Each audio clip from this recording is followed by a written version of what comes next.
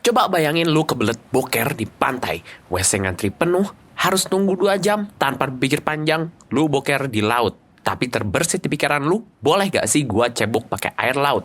Aman gak?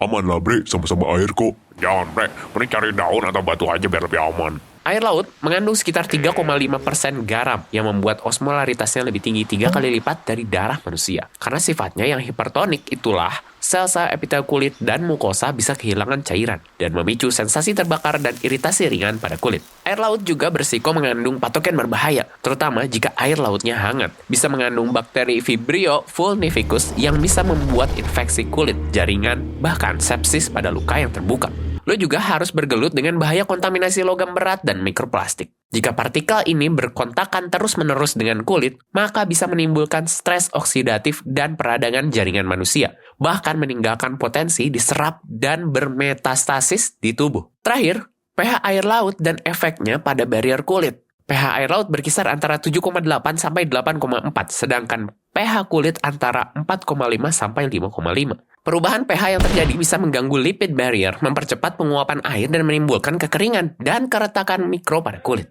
Tapi gue pernah dengar bre, kalau zaman dulu air laut malah pernah direkomendasiin buat bersihin luka. Betul bre, namanya Hippocrates di abad 5 sebelum masehi.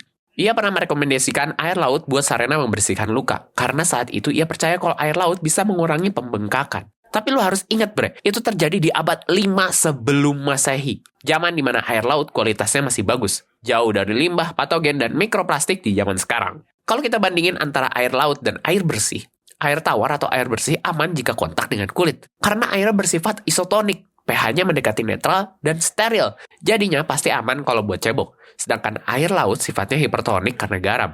Dan tidak steril karena patogen, limbah, dan mikroplastik di dalamnya. Maka tidak bisa direkomendasikan untuk dipakai cebok. Jadi kalau sewaktu-waktu lu kebelet boker di pantai, jangan gegabah bre. Coba cari dulu air bersih buat cebok. Dan jangan sekali-kali pakai air laut buat cebok. Karena bisa meningkatkan timbulnya resiko iritasi, infeksi, dan paparan polutan di kulit sensitif lo.